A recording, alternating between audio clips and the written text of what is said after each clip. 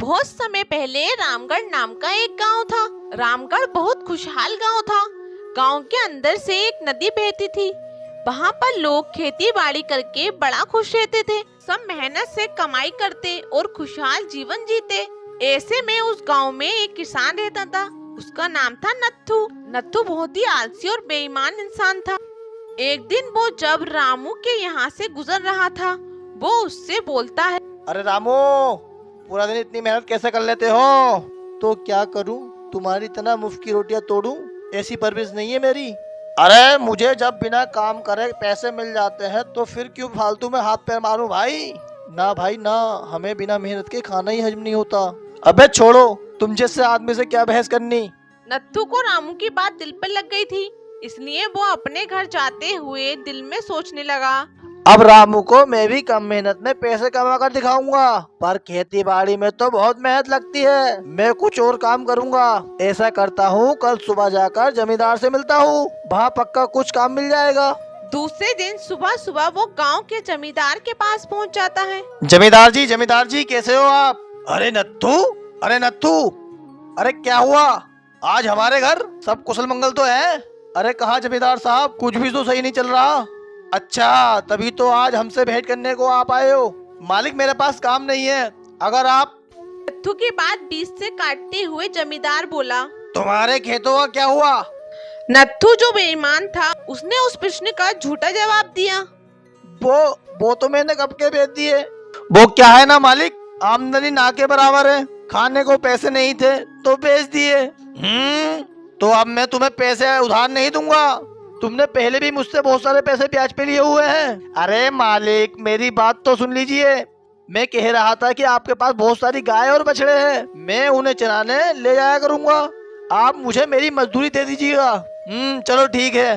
पैसे मैंने तो चरवाहा रखा हुआ है, वो चला गया है। बहरहाल बरामदे में सब गाय और बछड़े खड़े हैं, लेकर जाओ और उनको चराकर शाम को वापस लेकर आओ। ठीक है मालिक। नत्थू गाय और बछड़ों को चराने के लिए लेकर जाता है। नत्थू बांसुरी बड़ी सुरीली बजा लेता था, इसलिए उसने बांसुरी बजाना शुरू कर दिया। कुछ देर चलने के बाद उसने पशु व्यापारी को सब गायों को और बछड़ों को बेच दिया और अपने खेत में जाकर खेती करने लगा। उसके पास बहुत से पैसे आ गए थे और वह अपने घर की ओर चला गया। शाम को नत्थू को न देखकर जमींदार उसके घर आ गया। अरे ओ नत्थू भारा, और मुझे बता तूने क्या किया मेरी गायों का?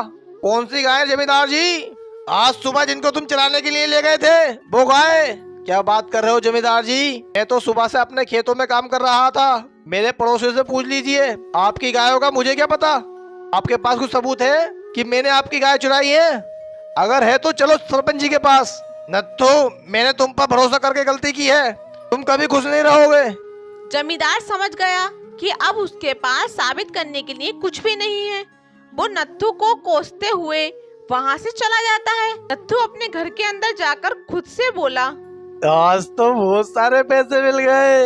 अब किसी और को बेवकूफ बनाऊंगा, फिर और बहुत सारा पैसा आएगा। मैं ऐसा करता हूँ, पास के गांव से 2 मजदूर लेके आता हूँ, क्योंकि इस गांव के लोग तो मेरे साथ काम नहीं करेंगे। मैं उनसे खेती बाड़ी कराऊंगा, फिर मुझे बहुत सारा मुनाफा होगा। दूसरे दिन नत्थू पास के गांव से 2 मजदूर लेके आता है। उनसे वो 3 महीने बहुत काम करवाता है। 3 महीने में नत्थू के खेत में फसल लहराने लगी। उसके बाद वो मजदूर नत्थू से मजदूरी लेने गए। अरे नत्थू जी, हमें हमारी मजदूरी दे दीजिए। साहब, हमें 3 महीने हो गए आपके यहाँ काम करते करते, और आपको काफी मुनाफा भी हुआ है। अब तो हमारी मजदूरी दे दीजिए। अरे अरे, कौन सी मजदूरी, कौन सा काम, कौन है आप लोग? देखिए, हमने जी जान लगाकर आपके साथ काम किया है, अब तो हमें हमारे पैसे दे दीजिए। अरे भाई, मेरे पास कोई खेत ही नहीं है, तो आपने कहाँ मजदूरी की है मुझे क्या पता। अब जाइए, मेरा समय बर्बाद मत कीजिए। अरे नत्थू जी, जो आप कर रहे हो वो ठीक नहीं है। हमको आपके गांव वालों ने सावधान किया था पहले ही कि आपके साथ काम न करें, लेकिन अब क्या करें, हम ठहरे मजदूर लोग लालच में आ गए। खैर, अब आप मान ही नहीं रहे तो आपको भुगतना तो पड़ेगा। यह बोलकर दोनों मजदूर वहाँ से चले गए। नत्थू ने उनकी बातों पर गौर नहीं किया और जाकर सो गया। तब उसे एक सपना आया। सपने में उसके सामने देवी प्रकट हुई और नत्थू से बोलती हैं, आपने अब तक बहुत बेईमानी की है, अब से जब भी आप बेईमानी करेंगे, ये जो आपके घर के पास पीपल का पेड़ है, इसके पत्ते झड़ते जाएंगे और आपकी उम्र भी। जिस दिन इस पेड़ से सारे पत्ते झड़ जाएंगे, उस दिन आप मर जाएंगे।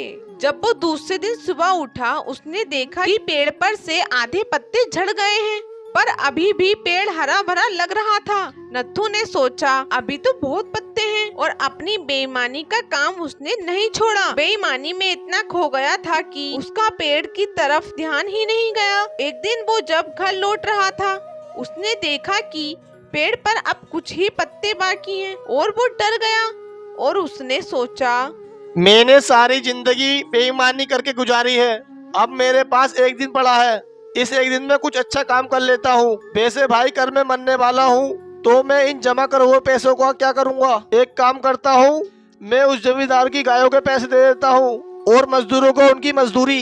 ये सोचकर नत्थू अपने घर से पेटी में रखे हुए सारे पैसे निकालकर जमींदार और मजदूरों को दे देता है, और कुछ पैसों से रास्ते के गरीब बच्चों को खाना खिला देता है। और आज उसे ये सब कर कर बड़ी खुशी मिली थी। मैं कितना अच्छा महसूस कर रहा हूँ, काश मैंने बेईमानी की ही नहीं होती, तो मैं आज मरता ही नहीं। चलो अब घर चल के मरने का इंतजार करता हूँ, चलो।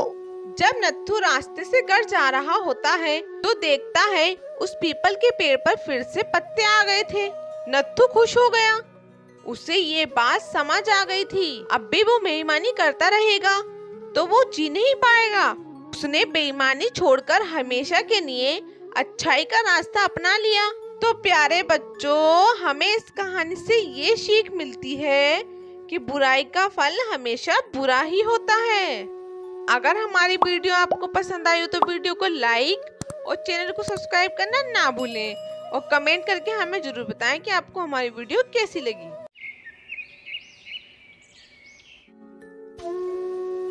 एक लकड़हारा नदी के किनारे लकड़ी काट रहा था। लकड़ी काटते काटते अचानक उसकी कुल्हाड़ी नदी में गिर गई। इसके कारण वो बहुत परेशान हो गया और जोर जोर से रोने लगा। अरे अरे अरे अरे, ये क्या हो गया, मेरी कुल्हाड़ी, हे भगवान, मेरी कुल्हाड़ी पानी में गिर गई। अरे अब मैं पैसे कैसे लाऊंगा, अपने परिवार का पेट कैसे पालूंगा। अरे अरे अरे, मेरी कुल्हाड़ी, अरे भगवान, मेरी कुल्हाड़ी। तभी नदी में से पानी के देवता वरुण देव प्रकट हुए और बोले, हे मानव, क्या हुआ, रो क्यों रहे हो? क्या बताऊं भगवान, मैं एक लकड़हारा हूँ।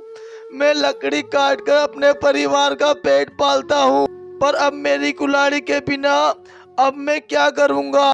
मेरी कुल्हाड़ी पानी में गिर गई भगवान। वरुण देव बोले, मानव, तुम चिंता ना करो, मैं अभी तुम्हारी कुल्हाड़ी लेकर आता हूँ। ये कहकर वरुण देव ने पानी में डुबकी लगा दी और एक कुल्हाड़ी ले आए। ये लो तुम्हारी कुल्हाड़ी। उन्होंने लकड़हारे से कहा। लकड़हारे ने देखा कि कुल्हाड़ी तो सोने की है। वह बोला, नहीं नहीं देव, ये कुल्हाड़ी मेरी नहीं है। वरुण देव ने फिर से डुबकी लगाई और दूसरी कुल्हाड़ी ले आए और बोले, अब ये लो, यही है ना तुम्हारी कुल्हाड़ी। लकड़हारे ने देखा इस बार कुल्हाड़ी चांदी की थी। उसने कहा, नहीं नहीं, ये तो चांदी की कुल्हाड़ी है, ये मेरी नहीं है, मेरी कुल्हाड़ी तो लोहे की थी। हे देव, मेरे लिए आप परेशान ना हो। वरुण देव ने फिर से डुबकी लगाई और फिर से एक और कुल्हाड़ी ले आए। इस बार कुल्हाड़ी लोहे की थी। उसे देखकर लकड़हारा बहुत खुश हो गया और चहक कर बोला, यही यही तो है मेरी कुल्हाड़ी। हे देव, आपका बहुत बहुत धन्यवाद। अब मैं लकड़ी काट सकूंगा और मैं अपने परिवार का पेट भर सकूंगा। आपका बहुत बहुत धन्यवाद देव, आपका बहुत बहुत धन्यवाद। यह कहकर लकड़हारा जाने लगा। तभी वरुण देव ने उसे बुलाकर कहा, हे मानव, तुम बहुत ईमानदार हो, मैं तुमसे बहुत प्रसन्न हूँ। ये लो, अपनी कुल्हाड़ी के साथ साथ सोने और चांदी की कुल्हाड़ी भी ले जाओ, यह मेरी तरफ से तुम्हें भेंट है। और इस तरह लकड़हारा तीनों कुल्हाड़ी लेकर खुशी खुशी घर चला गया। शाम को ये बात उसने अपने दोस्तों को भी बताई। दोस्तों को आश्चर्य हुआ पर खुशी भी हुई। उसमें से एक दोस्त बड़ा ही लालची था।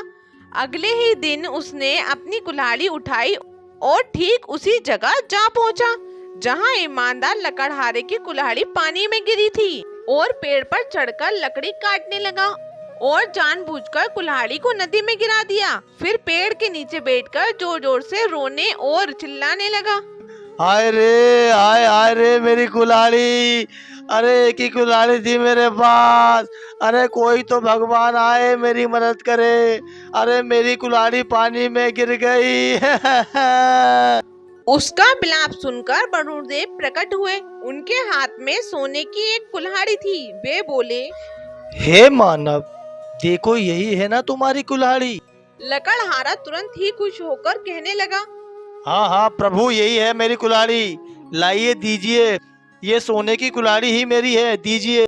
कुल्हाड़ी लेने के लिए वह जैसे ही आगे बढ़ा तभी वरुण देव नदी के बीच में चले गए और बोले, रुको, वहीं ठहर जाओ, तुम बड़े ही लालची और बेईमान हो, अब तो तुम्हें कुछ भी नहीं मिलेगा। ऐसा कहकर वरुण देव पानी में अदृश्य हो गए।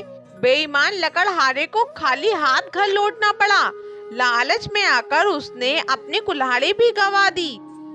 तो बच्चों, इस कहानी से हमें ये शिक्षा मिलती है कि हमें लालच नहीं करना चाहिए और हमेशा ईमानदारी से जीवन व्यतीत करना चाहिए, क्योंकि खुशियाँ मिलती हैं उसको जो ईमानदारी से बड़ा है। इसलिए तो कहते हैं लालच बुरी बला है। अगर आप हमारे चैनल पे नए हैं तो वीडियो को लाइक करें और चैनल को सब्सक्राइब करें और कमेंट करके हमें जरूर बताएं कि आपको हमारी वीडियो कैसी लगी।